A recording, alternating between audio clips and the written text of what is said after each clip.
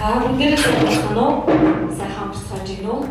За миний бие 32 дугаар сургуулийн англи хэлний багш ангид 8 дахь жилд ажиллаж байгаа багш байна. За тэгээд 2020 оноос эхлээд миний би одоо extensive reading буюу X-reading дээрээ хүүхдүүдтэйгээ зөв одоо уншиж ирсэн байгаа. Одоо 5 дахь жилдээ ингээ хүүхдүүдээ хэмжилтээр уншуулдаг гэж байна. За тэгээд ерөнхийдөө 5 жилийн хугацаанд X-reading дээр ном уншаад ингээд явхад X-reading гэдэг нь одоо юу вэ? Extensive reading гэдэг нь юу юм бэ гэж өөрөөсөө асууж үзсэн. За сурагч өөрийн төвшин сонирхолтой тохирсон номыг баг багаар унших байдлаар хэлний төвшингээ сайжруулах, тасралтгүй тогтмол уншиж хэлний бүх чадвараа зэрэг хөгжүүлэх, тууштай байдал суралцах гэсэн юм одоо боломжуудыг олгодог юм байна гэж бол харж байгаа. За тэгээд миний би хамгийн эхлээд ангиа 9-р ангиас өмнөх ангиас 9-р ангиас эхэлж уншуулаад нодлон одоо 6 сард эхлэн маань бол төгссөн байгаа. За сая 9 сард бол 2 дахь ангиа ингэж дааж авсан. За 2 дахь анги маань 36 хүүхэдтэй 10 сарын 1-ээс эхлээд X-reading-ээр уншиж эхэлсэн.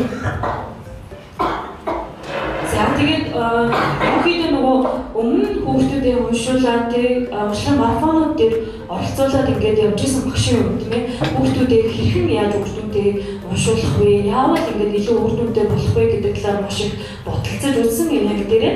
За ингээд шийдэл маань одоо миний хийж эхэлсэн 10 маань юу вэ гэхээр хүүхдүүд маань бие дааж номоо уншаад за тэгээд 7 хоногт одоо жишээ нь 5,000 үг ч юм уу те ном одоо даалгавар өчлөө гэж үгүй номоо уншаад за тухайн 7 хоногоос нэг номыг сонгоод эцэг ихтэй хүүхэд маань ярьж өгөх. Гэхдээ мэдээж эцэг их маань болохоор англи хэл мэдэхгүй шүү дээ. Тийм учраас ойлгосон номоо монголоор ярьж өгөх эцэг ихтэй. За тэгэнгүүтээ эцэг одоо тэр хүүхэд маань болохоор зэрэг зургийн дэвтэр дээрээ ойлгосон үйл явдлаа одоо зураад тэгэнгүүт хажууд талд одоо нөгөө эцэг ихийн дүгнэлт бичих хэсэг гэж гаргаж өгсөн. Тэгэнгүүт хүүхдээсээ сонсож байгаа эцэг эхчүүд маань дүгнэлт бичээд ингээд даалгавар хэлбэрээр ингээд 7 хоног болгон нэгтгэд хураалгадаг одоо ийм даалгавар хийгээд явж байгаа. За яагаад ингээд үүнийг хийлгэх болсон бэ гэхээр хүүхдүүд маань англиар хэлсэн монголоор өөрсдийгөө илэрхийлэх чадвар айгүй сул болчихсон. Англиар ойлгоод байгаа хэрнээ англиар ингээд хоорондоо яриад байгаа хэрнээ монголоор ерөөсөө өөрсдийгөө илэрхийлж болж чадахгүй байна гэж бол үзсэн. Хоёрдугаар болохоор зэрэг англиар уншсан номоо монголоор эцэг ихтэй ярьж өгч гинэ гэдэг болохоор зэрэг хүүхдүүд маань орчуулах чадвар бол айгүй сайжрах гэж үзсэн. За гуравдугаар болохоор зэрэг эцэг эхчүүдтэйгээ хүүхдүүд маань тэр болгон ингээд ярилцаад байхгүй шүү дээ.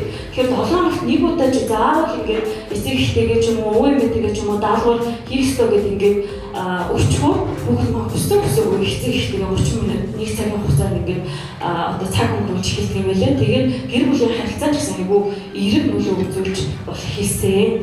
За тэгээд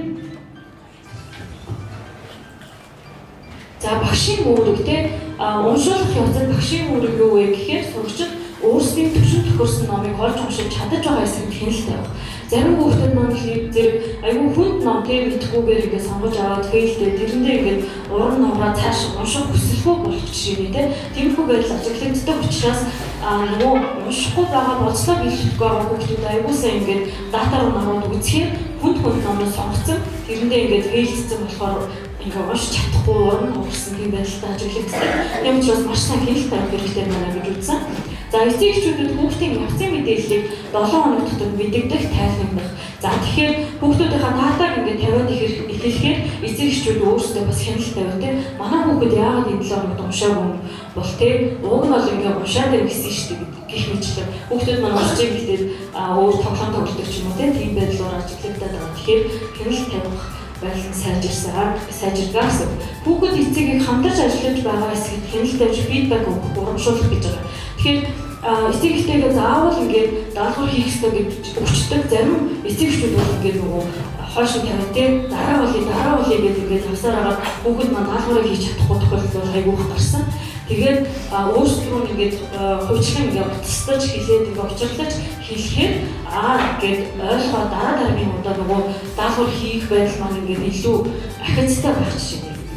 За тэгээд сурагчийн өөрийг юу вэ гэхээр 7 хоног бүр болцлоо биелүүлэх. Тэгэхээр миний болохоор айгүй олон мөнгөтэй 200 мянга 300 мянга тийм ээ.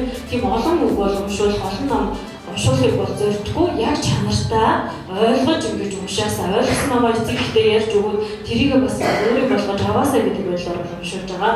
За тэгээд тууштай байх багшаасаа тусламж хүсгээд бол тийм айхгүй ичихгүй зовхгүй би ингэж байна гэдэг асуудлаа багштай бас хэлж явах үүрэгтэй. Эцэг ихтэйгээ хамтран ажиллах, тэмдэглэл хөтлөх. За 7 хоногт нэг удаа уншсан намайг эцэг ихтэй ярьж өгөх гэсэн үүрэгтэй. За эцэг ихийн үүрэг оролцоо нь хүүхдээ захимаар унших боломжийг бүрдүүлж өгөх, хүүхдээ сонсох цаг гаргах, хүүхдээ урамшуулах, дэмжих, хүүхдийг уншиж буй эцэг эхийн багштай хамтран ажиллах гэж байна. Тэгэхээр жишээ нь эцэг эхчүүдийнхээ сэтгэлдлийг сонсоод байхаар хамгийн эхлээд ингээд түг таг гэж хүүхдүүд номоо ярьж ядаа тийм ягаад тэгэхээр бүрэн хүчтэй ойлгож авч чадаагүй шүү дээ. Тэгээд сүүлдээ ингээд 17 хоног өнгөрсөн чинь маш сайн ингээд номоо тайлбарлаж ярьж өгөөд тийм тэрэнд нь ингээд ээж нь аав нь ингээд айгүй урамшсан мадруу ингээд залгаж хэлжсэн. За тэгээд сая 17 хоногийн жижигхэн одоо марафон гэх юм уу тийм дотроо явуулаад за тэндээс хамгийн мундаг хүүхдтэйгээ ажилласан эцэг эхчүүдэд бас нөгөө урамшуулад тийм нөгөө бусадтай үлгэр дуурайл болгох үүднээс ингэж авсан байгаа. За 2 сарын хугацаанд гарсан үр дүн гэх юм бол бүгд бүр өөрийн сонирхол төвшин болж тууштай уншихыг хичээж байгаа нь бол харагдсан. Хүүхдүүд ном унших дуртай болсон. Эхлээд болохоор ном унших гэхээр төсөөлөгдөхгүй байгаад байсан бол одоо бол дуртай болж эхэлсэн. Хариуцлагатай тууштай болж эхэлсэн. Зорилготой уншдаг болсон гэж байна. Тэгэхээр мэдээж хэрэг 36 хүүхдийг жигтгэн нэг игнээд ингээ бүгдийг бол уншуулаад тийм чанартай ингээ явуулах гэдэг бол багшаас маш их хичээл зүтгэл эцэг эхчүүдтэй хамтран ажиллах тийм эрч хүч энерги бол шаардж байгаа. За тэгэхээр энэ дээр болохоор та бүгдийг харж байгаа тийм хүүхэд маань одоо The Lost Dog гэдэг номыг уншаад өөрөө ингээд өрсөж зураад хажууд нь яасан бэ гэхээр 2 хуудас дүүр ингээд ээж ингээд ревю бичээд ингээд явуулсан байгаа байхгүй Монгол хэлтэй. За гэх мэтлэн дандаа аав нь ээж нь өвөө нэмээ томчуудтай ингэж ажилласан байдал бол харагдаж байгаа. За тэгээд X-rating бол 2023 онд бол уншиж хэлсэн гэж бол хэлсэн. За энэ болохоор өмнөх ангийн маань тий 9-р ангид бол яг нөгөө ковид гарсан үеэс аахгүй. Тэгэнгүүтээ яасан бэ гэхээр хөдөөний хүүхдүүд гэж байдаг тий энэ дээр ахын даа шиндээ байдаг. Тэр хүүхдүүд маань бүртэл ингээд гэртээ буцаж ороод болцны хатнаас ингээд уншиж ирсэн жишээтэй. За тэгээд тухайн үеийн хүүхдүүдийн уншиж ирсэн байдал тэмдэглэл бас ингээд оруулаа. За тэгээд миний болохоор зэрэг эхний нөгөө нэг 17 хоногийн чаленж гэдэг 7 хоног 5,000% унших хэрэгтэй гэдэг хүүхдүүдэд заалбар өгсөн. За тэгэнгүүтээ ингээд 7 хоногийн датаг ингээд цуглуулад тий араас нь ингээд игнүүлэх явцсан байгаа. Тэгээд хамгийн сүүлд нь хүүхдүүд маань тэг хэдэн хоногийн болцоо биелүүлсэн байна гэдэг дээр ингээд анализ хийсэн байгаа.